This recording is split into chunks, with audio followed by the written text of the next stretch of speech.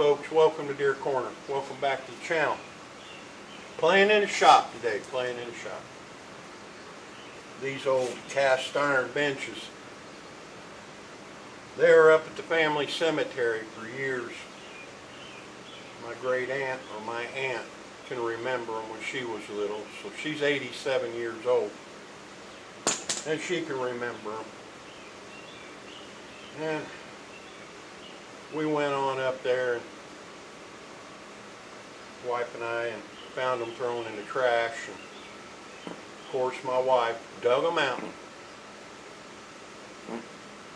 Drove them 600 miles, and here they are. Nothing wrong with that at all. Go ahead and going to redo them, reuse them. But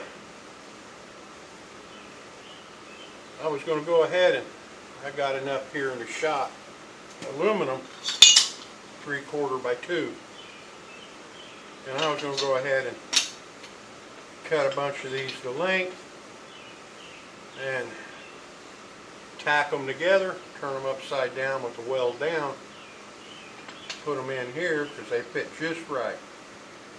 Go ahead and bolt them down.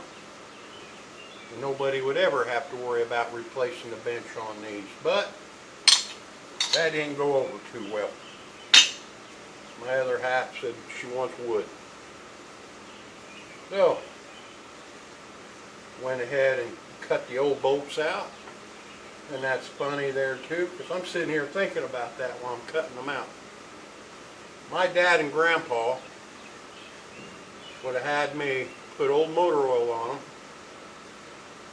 and go ahead and work them and take them out so we can reuse them. Even though how rusted up they would be right now, they would have me put oil on them and take them apart and reuse them. But that's the difference between back then and now. I'm going to be reusing these, but I went ahead and did it the quick way. I cut the bolts out, went ahead and got new bolts. But that's the difference between back then and now. I'm kind of, my age group, we're kind of halfway in between. Let's get it done quick, but let's do it the old-fashioned way. But I'm going to go ahead and bring you along. I'm going to go ahead and measure these out. I got some yellow pine I'm going to use. Yellow pine lasts a long time when you get it stained and covered. White pine don't last as long. You may get about 5 to 10 years out of white pine, but yellow pine, you'll get 25 years out of it. So I'm going to go ahead and measure, go over the chop saw, cut my pieces, lay them in here, and then we'll go from there. So I'm just going to bring you along on this little project. I think they'll come out pretty nice. I'm going to carry these over to the corner to the sandblaster, go ahead and blast them. And I'm not going to use paint on them when I come back. I'm going to go ahead and spray them down with bed liner. The liner they put in truck beds. I found that for outdoor furniture, that stuff, it's kind of an elastic cover, and it lasts forever. And you can drop them, hit them, kick them, and you won't chip it. So that's my idea on that. I'm going to go ahead and spray them with bed liner, truck bed liner. But thanks for coming along, and I'm going to go ahead and get this project going.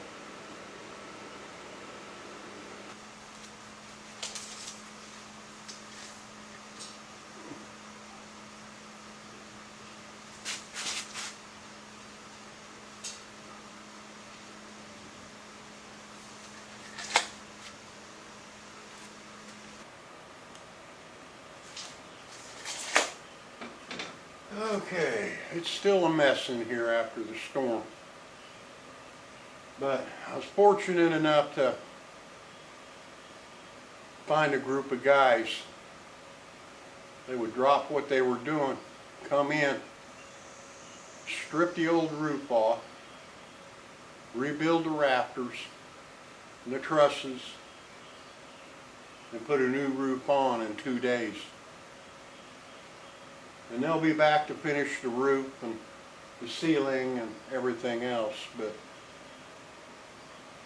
they got this new roof on by like 1:30, and by 4:30 that afternoon it dropped. The rain just dropped. So everything here in the shop is just thrown around, picked up off the floor, sitting on tables, sitting on things. It's a mess in here. But we're dry.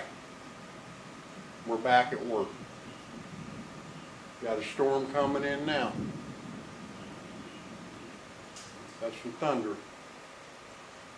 So I'm going to go ahead and get these boards cut, and we're just going to take this little project right on along.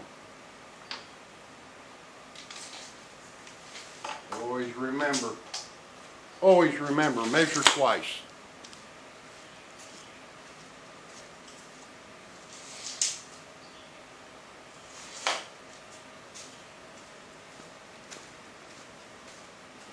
Measure twice, cut once.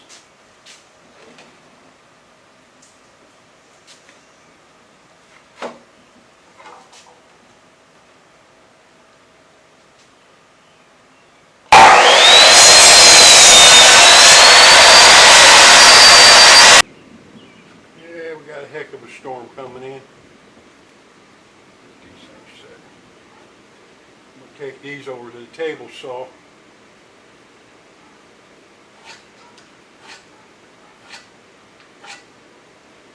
I'm going to go ahead and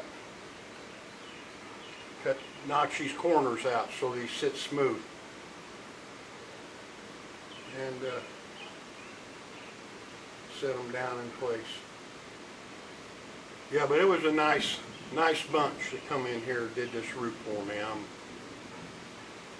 I was really sweating it if I was going to get anybody in quick enough to get us back into the dry. And they were good enough to stop what they were doing and come in, knock off the roof, get it done. And then I gave them the rest of it. So they'll be back in, finish the ceiling, all the insulation,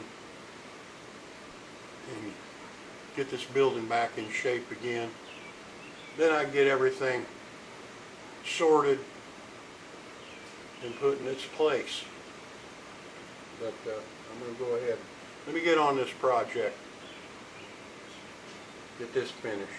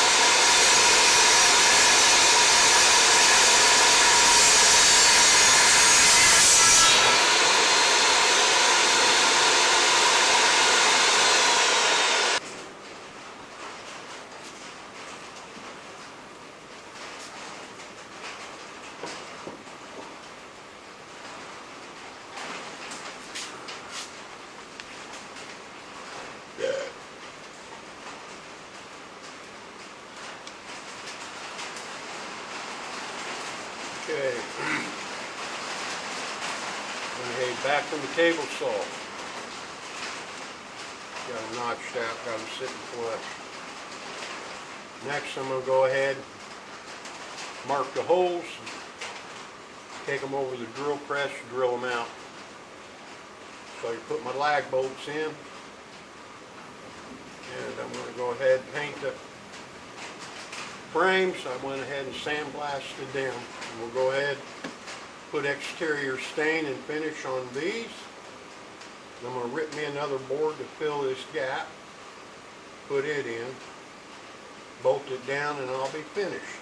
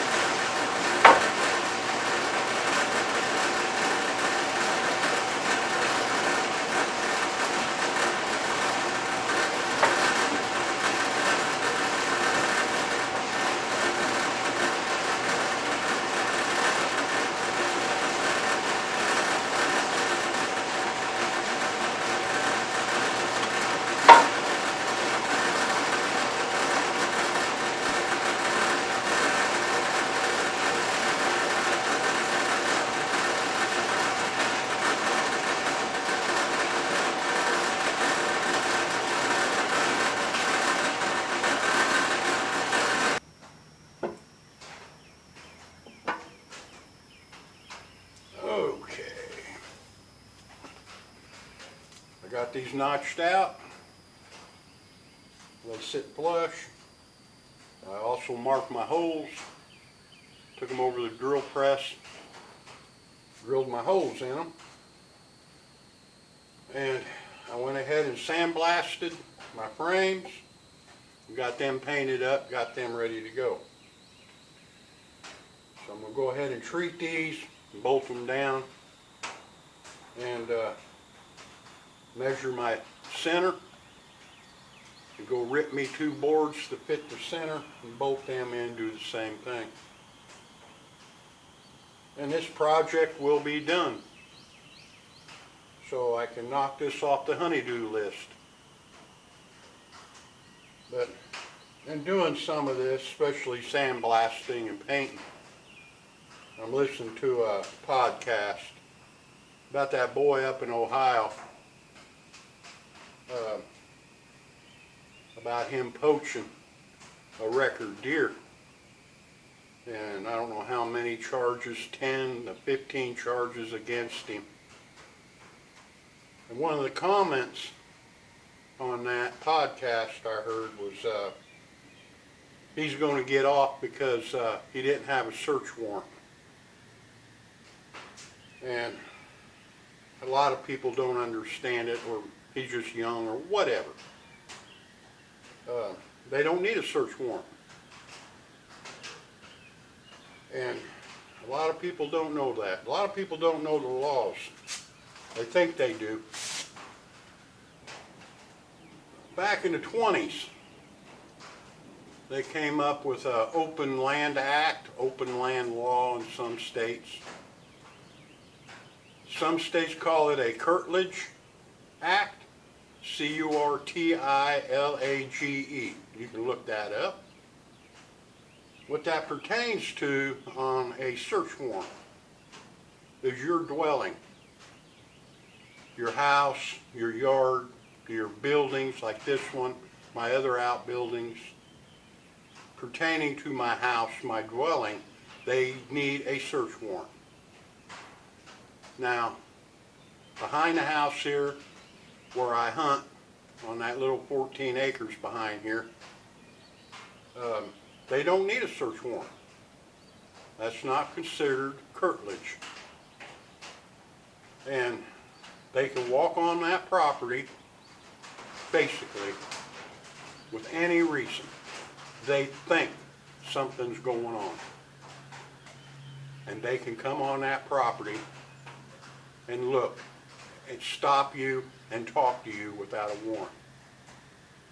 Now, these laws came in effect, and the first one came in effect really because people were illegally mining coal, illegal coal mines. And what people were doing was going out, finding a coal vein, mining that coal, taking it into town, selling it to commercials or other homes or at a heck of a discount price, and they had to come up with a way to get on that property to catch these illegal mines. Well, it wasn't much later in the 30s or whatever when Prohibition came in. And that's when that law really took off, to where local police and state police and the sheriff department can go on property to catch bootleggers without a search warrant. And that law is still in effect today for your fishing game, for your police department, to where they can come on your property as long as it's not your dwelling property. Now, I'm not a lawyer, but I had it very well explained to me by an attorney that they can come on your property even if you have no trespassing signs up, if they have any doubt something illegal is going on, and search. But in order for them to come on your dwelling, they have to have a warrant. But you can look that up. It's CURTILAGE, and it explains what your curtilage area is. So, and the other thing about that boy, he's innocent. Just like a lot of politicians hear it all the time. I'm innocent, I'm innocent. You are innocent until you are proven guilty. So they can stand in front of a microphone before they go in front of a judge and say, I'm innocent all day long. They are. Legally, they are. Until you go in front of a judge and you're found guilty. You're no longer innocent. So that boy is still innocent until he is proven guilty. So, and that's just a lot of things going on right now pertaining to hunting. The other podcast I was listening to is about game cameras and cell cameras. A lot of states now, and I even think Ohio is the first, that you're not going to be allowed to use them during hunting season. Now, I haven't read exactly how they're going to do it or what they're doing. South Carolina is looking into the same thing. And one of the comments, and I got a kick out of this comment, well, how am I going to hunt if I can't use a cell camera? And I started laughing about that. And my answer to that is the way I've been hunting for the last 35 years. I haven't used a cell camera. 7 years ago, I got my first cell camera. I've been hunting without them for years. So it's just showing you that new technology coming in, and the old technology's gone on the wayside. So that's funny too. That really got me laughing. How am I going to hunt? So some of these podcasts coming out and some of the articles they're bringing up, they're pretty interesting. And for some of the new hunters coming out, they need to be listening to them. There's a whole lot of old school hunting out here that people know that aren't passing on that would help a new hunter. And I'm going to go ahead and start getting these things prepared, get them done, and listen to a few more podcasts because they're pretty interesting. Turn them on, do something, and listen to them. So I'll go ahead and knock this project off my honey-do list and move on. So I'll bring you along when I get done and finished and show you what came out of it.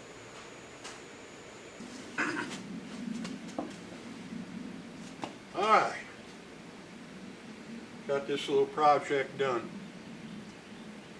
But like I said earlier, we do know these are over 80 years old, the casting. And I put stainless steel bolts in it, treated yellow pine, outdoor stain I'm putting on them.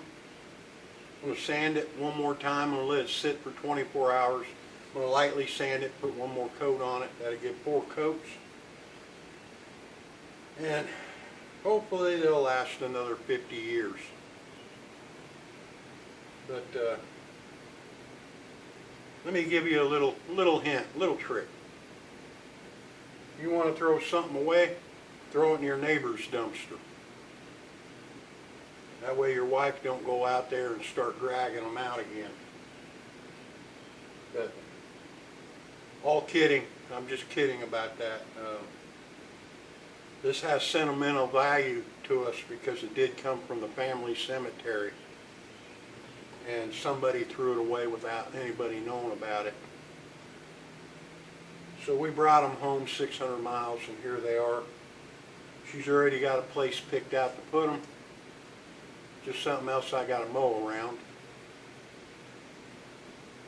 They're good and sturdy. Nothing wrong with them. And that's just basically like deer hunting. Old school. Old school deer hunting. The way things are changing, you're going to have to learn old school deer hunting. From what I've been listening to and what I've been reading, game cameras going away. And quite a few things are changing in the deer hunting. So I used quite a few power tools. I tried to be as safe as I could. Things happen. And like I always say, try to be safe, whatever you're doing, wherever you're at. Things happen, and things do happen. And go ahead, leave me a comment, subscribe. I'll get back with you. And you all have a good evening. And I'll bring you up on my next project. And boy, I got a bunch of them. They just never quit. So, y'all have a good evening. And we'll catch up to you.